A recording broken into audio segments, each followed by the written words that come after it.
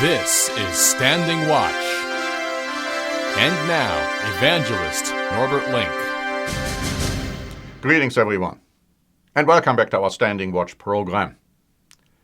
Donald Trump won big in New Hampshire last night.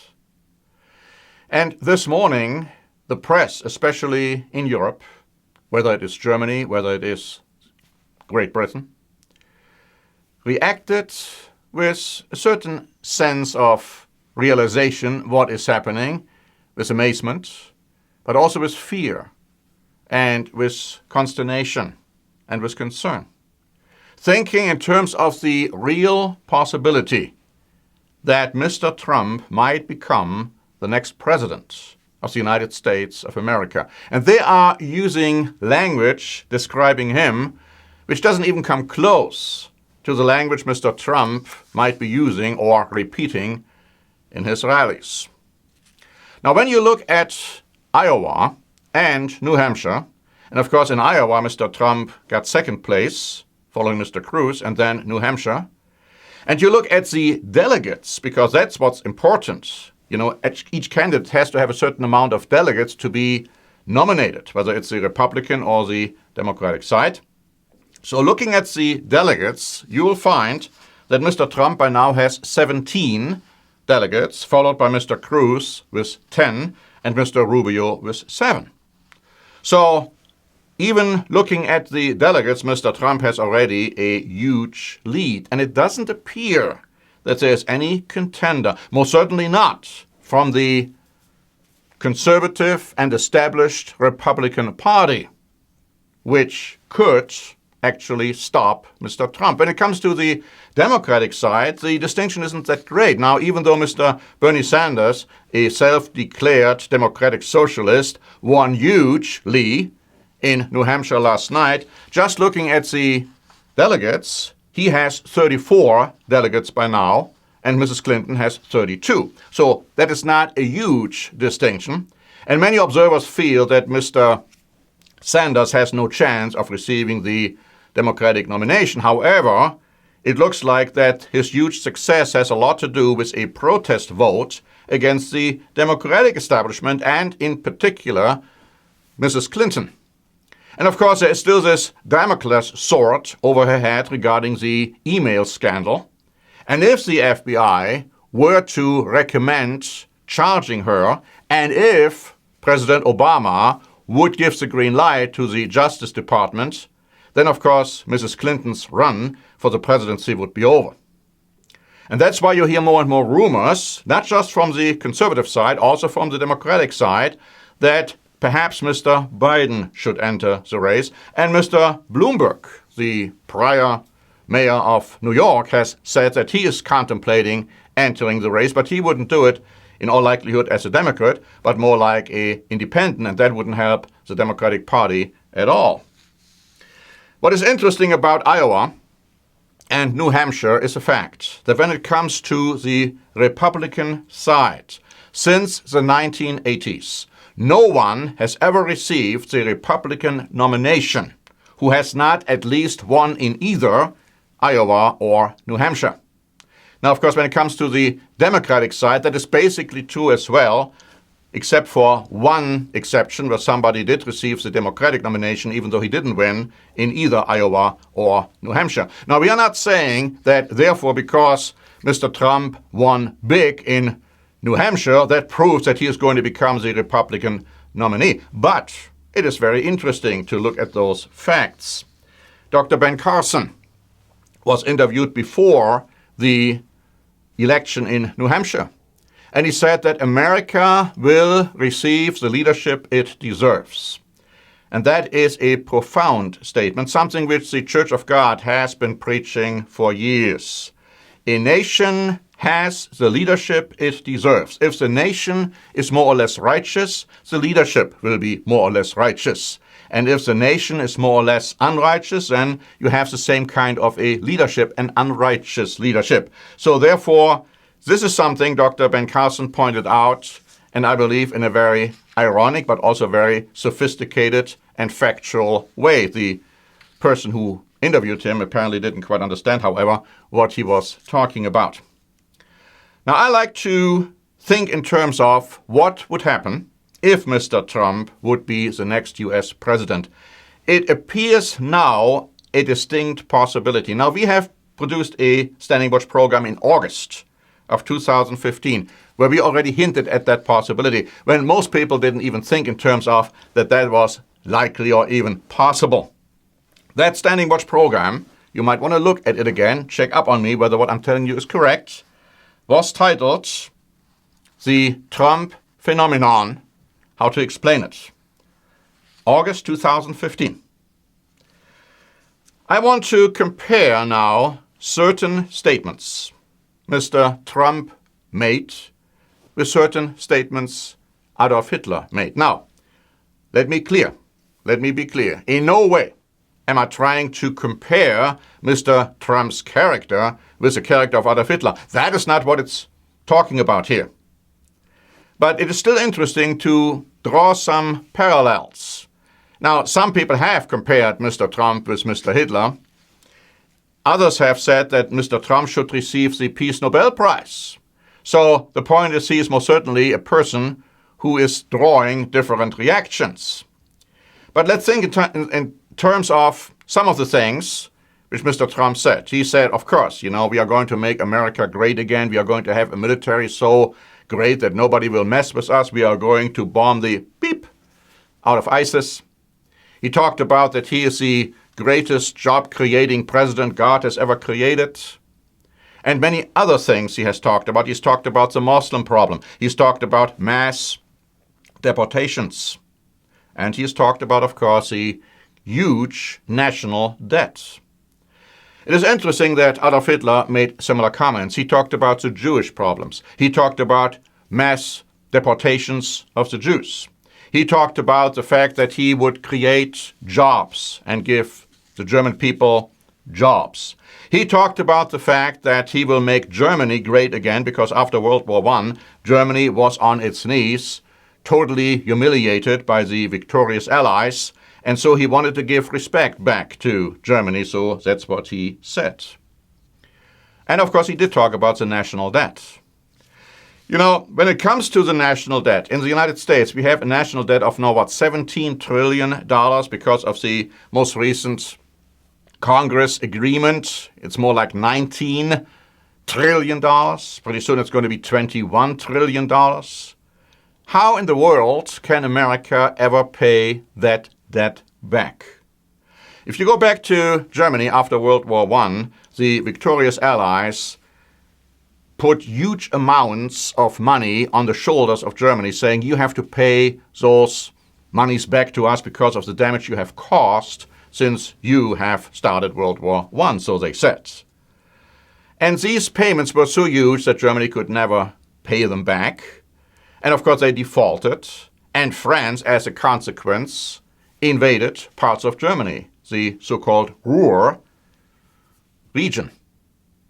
And then a man with the name of Adolf Hitler in the late 20s said that if I become chancellor, we are going to wipe out that debt. We are not going to pay it back. And many observers feel that Hitler became elected in 1933 partially because of that promise. What did he do? When he was elected, he wiped out the debt. He didn't pay anything back, and the world stood idly by and didn't do anything.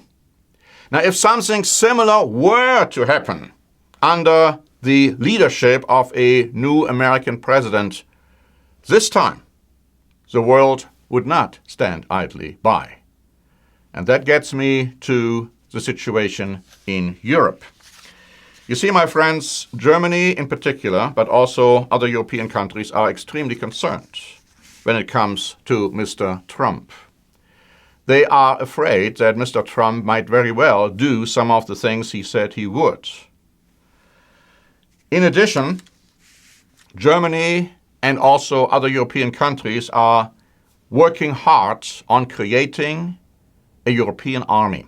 You see, my friends, the Bible makes very clear that a European army will be established and that there's going to be a confrontation, a military confrontation between Germany, Europe, and the United States of America.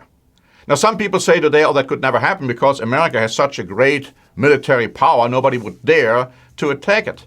But the problem is that it's not true. See, if the European countries would unite their military, a united military in Europe would be bigger already than the American military would be. Deutsche Welle wrote on February 4 that Berlin has signed a deal that will lead to further integration of German naval forces with the Dutch military. The move is being hailed as an important step in the creation of united European armed forces. And then the Welt Online stated that it will remain to be seen whether other European nations will join the German-Dutch efforts and whether a core European army might be created as a consequence. In German, they used the words Europäische Kernarmee, a core European army. So they clearly talk about it. European armies are growing, according to the New York Times, dated January 31, saying that European leaders are acknowledging that security spending is a priority and European armies are growing. In addition, The Guardian wrote on February 10 that the founding members, Italy, France, Germany, the Netherlands, Belgium, and Luxembourg, confirmed their strong commitment to the so-called European project yesterday. Backing a key pledge in the founding Treaty of Rome, the officials said, "We remain resolved to continue the process of creating an ever closer union among the people of Europe." Now, there are some who have said Europe is going to be destroyed and it's collapsing and the euro is going to be taken away. This is all not correct. We have said from the outset, when a certain crisis appeared in Europe, that Europe will not disintegrate and that the euro will remain a currency for the European Union. We are not those who have been tossed to and fro with every wind of speculation. What the Bible says is that a core Europe will develop a group of 10 nations or groups of nations out of a unified Europe, not apart from it. And the euro is the glue which keeps the European Union together. My friends, Iran seems to have a better grasp of what is going to happen insofar as the euro is concerned than many observers in the United States or in Europe. Why do I say this? Now, let me read to you an article by Reuters dated February 5. Iran wants to recover tens of billions of dollars it is owed by India and other buyers of its oil in euros. And it is billing new crude sales in euros too, looking to reduce its dependence on the US dollar.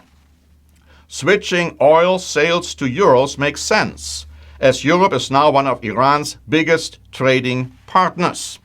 So they have confidence in the remainder of a strong currency called the euro. And they would never even switch from dollar to euro if they wouldn't think that the euro will remain strong while the dollar will go down under. What about Great Britain? Now, we know that a referendum is coming, and according to the Bible, ultimately, Great Britain will not be part of the European Union. They have already not adopted the euro, but they will not be part of the European Union. In this context, let's notice an article by the British paper Express, dated February 5. It says, Brussels politicians believe Britain should be allowed to quit the EU rather than test their patience and goodwill by demanding a renegotiation deal, the President of the European Parliament revealed today. Martin Schulz hit out at David Cameron's continuous demands for EU reform as he claimed many of its colleagues in Brussels had grown so fed up with Britain they believed the UK should be shown the exit door. And when it comes to the euro, the article went on to say, Mr. Schulz dismissed Mr. Cameron's call for the EU to be rebranded a multi-currency union, declaring, "The currency of the European Union is the euro. The treaties are very clear on this." Mr. Schulz said the Prime Minister would not be given a de facto veto on legislation to strengthen the Eurozone. here you have it. Europe is determined to build a unified army. It is determined to maintain their currency, the euro. When it comes to Britain, the Daily Mail wrote on February 5 that according to a public survey, 36% want to remain in the EU, but 45% of voters will opt to quit the EU. Banking giant Goldman Sachs has warned that Brexit could cause an immediate 20% drop in the value of the pound.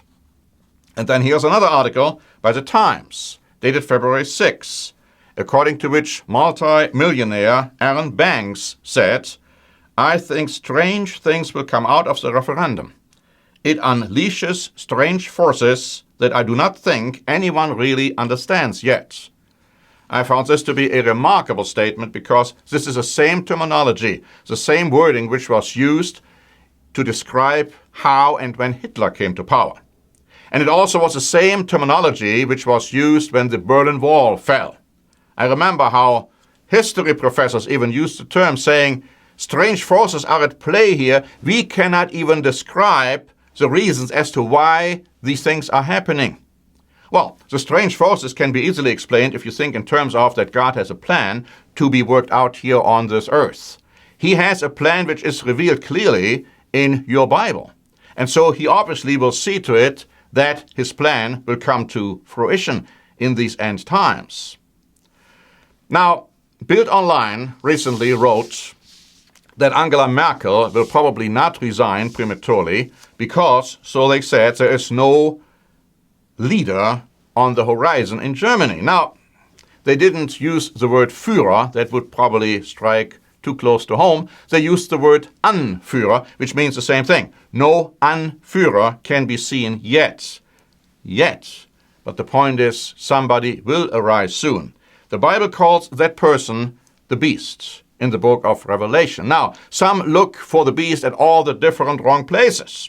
Some say, it's going to be an individual who will arise over there in the Middle East, a Muslim leader. That's totally off base. Absolutely wrong.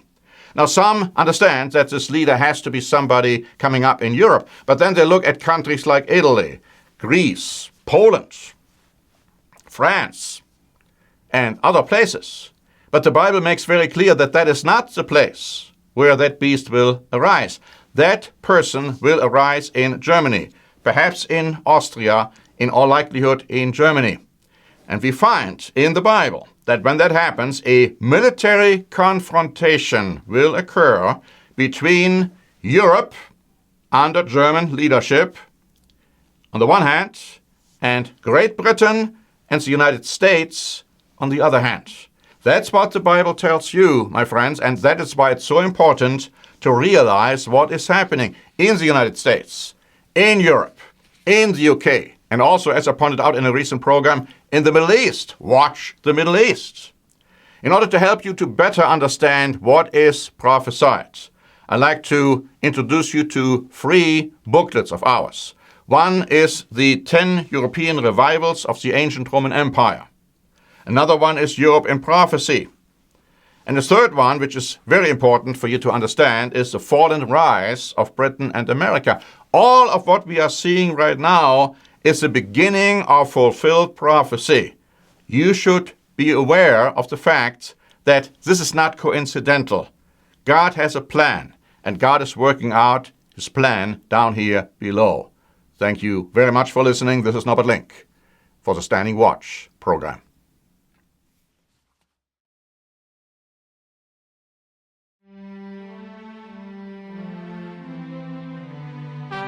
Standing Watch is a presentation by The Church of the Eternal God, P.O. Box 270519, San Diego, California 92198.